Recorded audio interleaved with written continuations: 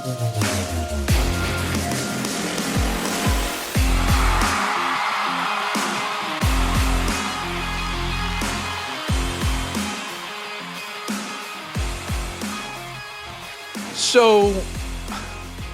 the Colts do plan to do something else at safety, right? Like, we don't have to panic. I don't have to sound the alarms there just yet. I mean, you would think that they have to do something in terms of adding depth to the safety room. And listen, now look, in the words of Chris Ballard, I have been as high as just about any Colts fan on planet Earth when you talk about what this team has been able to accomplish this offseason. Like, yes, you have the quarterback issue, the battle, whatever it is that you want to call it. We'll speak a little bit more about that later in the episode. But in terms of what this team had to do, what was on their checklist, if you will, they have gotten quite a bit of that done. I mean, realistically, when you talk about the free agency class and the splash that they made, and then getting Tyler Warren in the first round, I mean, that was kind of the makings. I mean, you are on the precipice, if you're the Indianapolis Colts, of having perhaps the greatest offseason that I've ever seen from this team on paper, and certainly off the top of my head, the best one that I could remember under Chris Ballard. And that does include bringing in a safety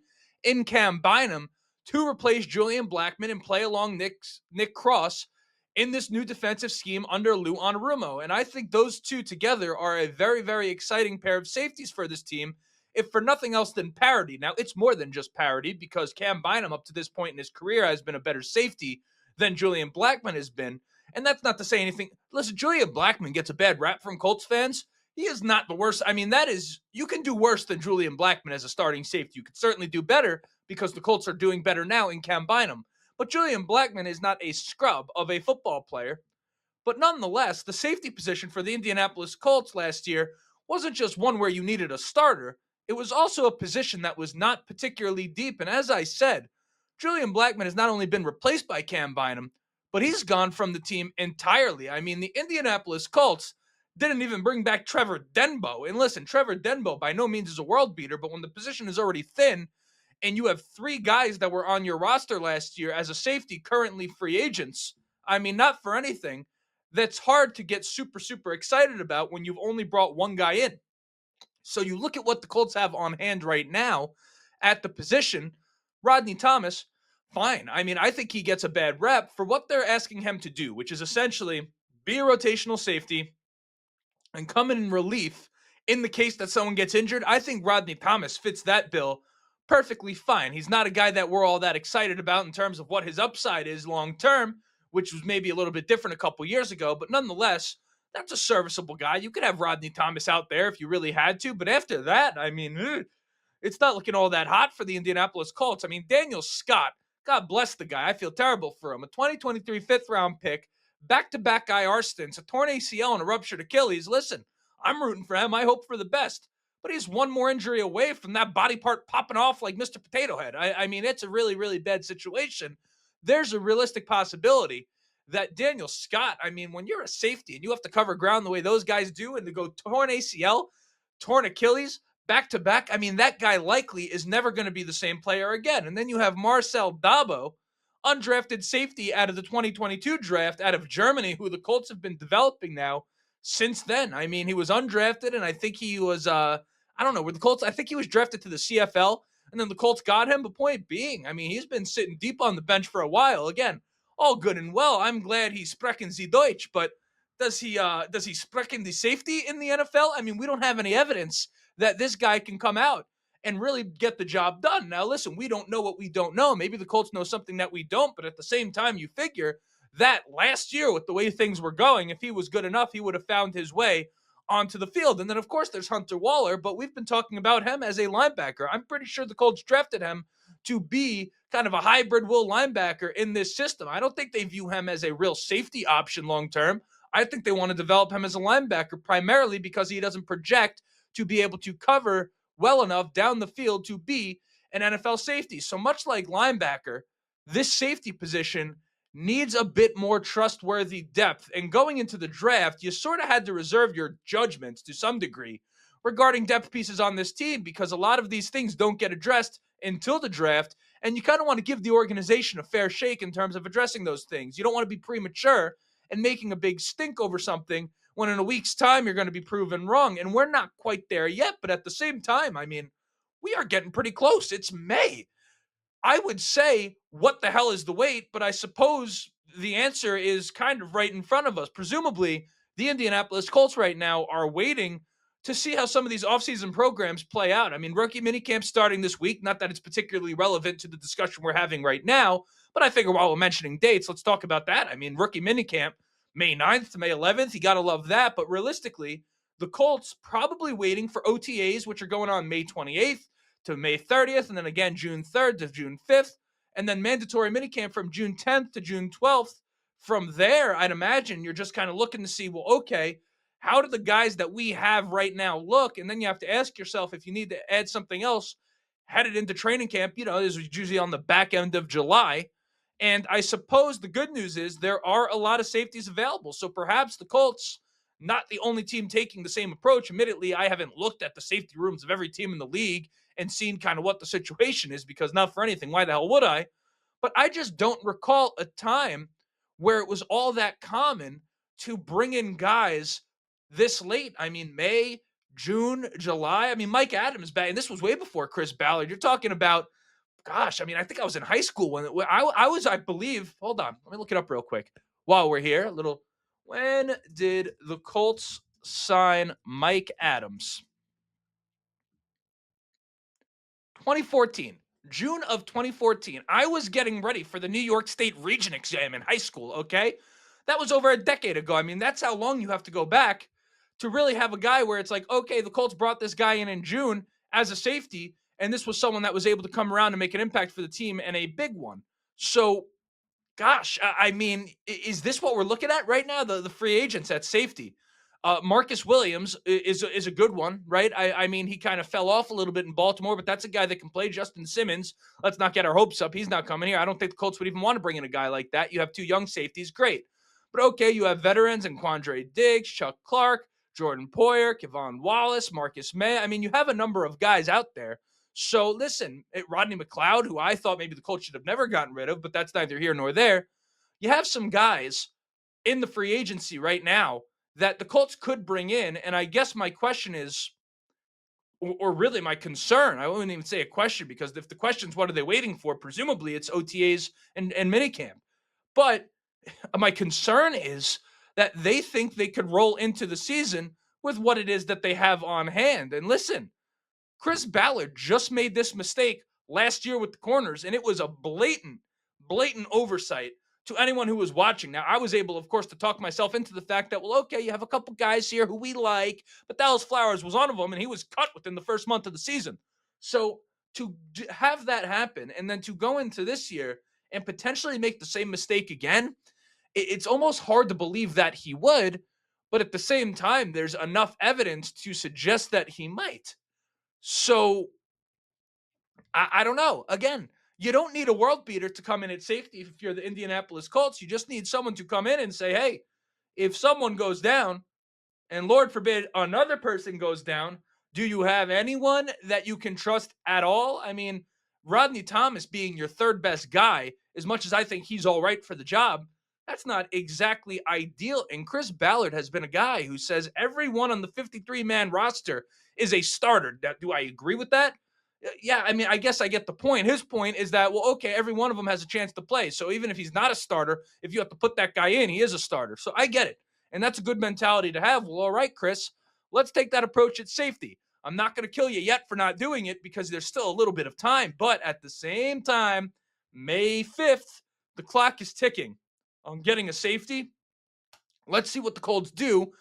Now we're going to fill out the rest of the episode. Colts were ranked the second worst quarterback room in football. We're going to talk a little bit about that. And Chris Ballard also spoke about patience at the quarterback position, or really a lack thereof, in today's game. So we're going to talk about those things a little bit. Before we do, you know what it is? I got to introduce myself. My name is Justin. This right here is the Behind the Bench Colts podcast. As always, let's get everyone watching and enjoying the show. Go ahead, shoot a like. It's going to help me get out to as many Colts fans as humanly possible. Of course, subscribe if you want to be a part of the journey. We're on our way to 4,000 subscribers over here on the YouTube channel. We want to be there by the start of next season. So if you keep coming back, enjoying the show, or perhaps today's your first day and you're liking what you're hearing, hit that button, never miss an episode again. But of course, no pressure to do that. I will be here doing this for a very, very long time. Audio listeners, please, audio listeners, I beg of you, leave a 5-star, 5-star, 5-star review. Let the people know how much you're enjoying the show, but most importantly, be civil in the comment section. If you plan to engage on the YouTube side of things, you don't know what the person on the other side of the keyboard is going through today. We want to push the discussion further over here. We don't want to degrade it into name calling and nonsense. There's plenty of other channels that are going to allow you to do exactly that, and you can enjoy yourself there. But if you're going to be over here, you want to be insightful in the comment section. And luckily, we have some of the great, smart minds of Colts like you guys in the comment section. Always the best, always insightful, never doing any of the things that I am trying to not have happen. So I always greatly appreciate that. But without further ado, let's get back into the business here. Colts, second worst quarterback room in football, according to whom? Garrett Podal of CBS. What a freaking nerd this guy is. But no disrespect, of course. But okay, you're looking number one. If you're to say the worst quarterback room, is that strictly an analysis of like look at the talent of the guys in the room and go from there? Or is there some sort of weighted look of like, okay, this guy's getting paid this much money to do whatever, right? So, for example, if you look at the New Orleans Saints and you say, Derek Carr, is he better right now, today, than both the quarterbacks on the Indianapolis Colts? The answer marginally is yes, or rather, it really is yes. But would you rather have Derek Carr than Anthony Richardson at this juncture in their career? Would you rather have a Derek Carr given his contract, which is exorbitant? I think he's making $40+ million as compared to Anthony Richardson on a rookie contract. These are questions that you have to ask. I'm not sure if this guy thought it through in that way, but the Saints, number 7 on this list in terms of the worst quarterback rooms in football. You're not going to convince me. Listen, the New York Jets, number 6 on this list. Justin Fields, Tyrod Taylor, Adrian Martinez, Brady Cook. Excuse me. What the hell am I looking at there? If you're going to ask me between the Jets quarterback room and the Colts quarterback room, I'm taking the Colts quarterback room all day freaking long. Justin Fields, although the fact that he's a fellow Justin, so I don't want to absolutely murder the guy, I mean, this is a guy I haven't liked since day one. And I don't mean personally. I'm talking about his game out of Ohio State was not a fan of. And he hasn't done anything to prove me wrong. So Justin Fields, realistically, is just at this point, he's what we fear Anthony Richardson might be. So I don't know how you could possibly prefer a Justin Fields to an Anthony Richardson at this juncture, at least in terms of, okay, would I rather take a dart on that guy or that guy? Give me Anthony Richardson. Tyrod Taylor, I mean, my goodness. So the Jets, number 6, that's worse than the Colts situation. The Tennessee Titans, Cam Ward, who hasn't played a snap in the league, Will Levis, Brandon Allen, Tim Boyle. Are we sure that that's better than the Indianapolis Colts? The Vikings, J.J. McCarthy, Sam Howell, Brett Rypien, Max Brosmer, the Browns, Deshaun Watson, and all of the massages that, I mean, not for anything.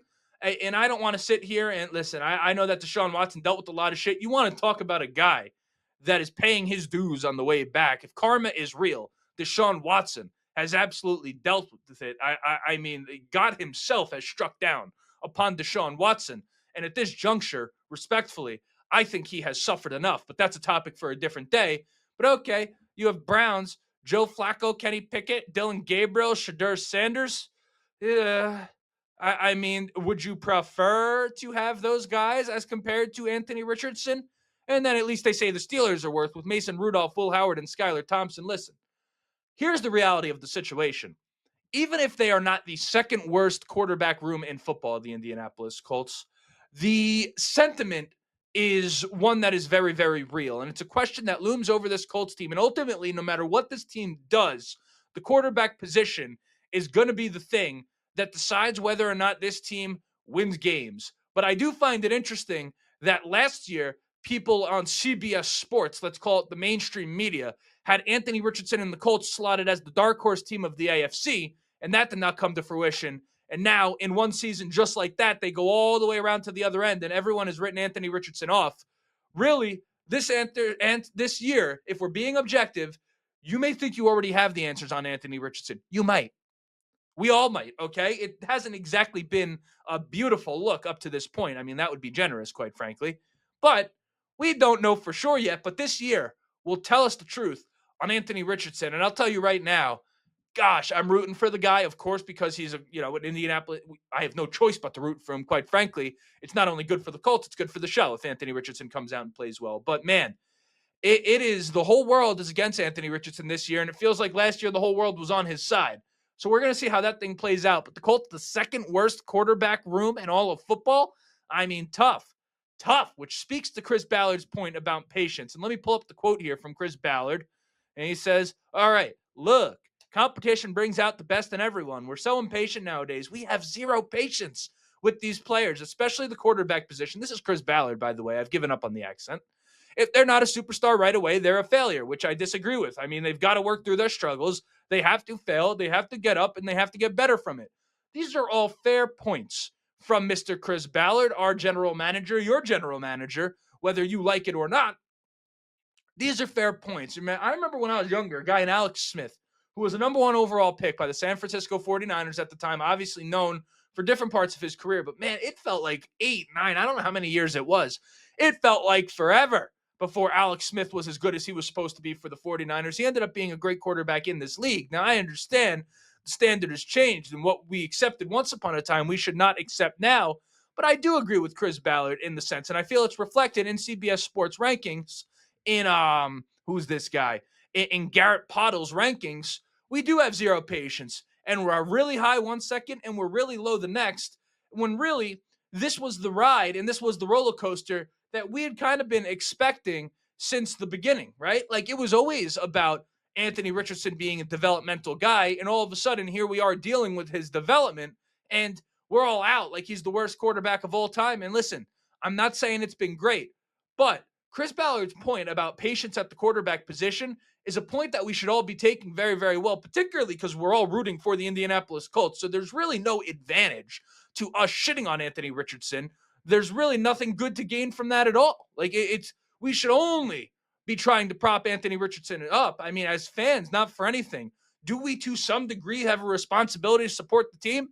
Do we not? If they have a responsibility to come out and try to give us the best product, do we not have a responsibility to try to be supportive of our guys, particularly a guy in Anthony Richardson? And I understand he's a quarterback in the NFL and the standard is different.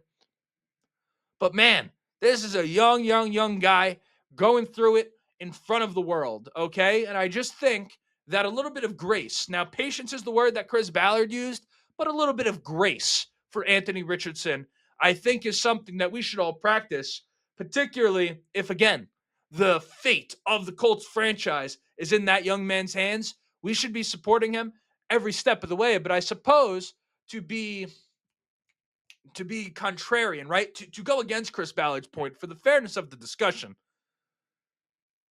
to say that once upon a time we had patience and now we don't, and say that that's wrong and that we should have patience, there could potentially, like, someone could fairly say that that is faulty logic in this way. For example, once upon a time, when we got packages delivered before Amazon, you would have to wait 7 to 10 business days for the package.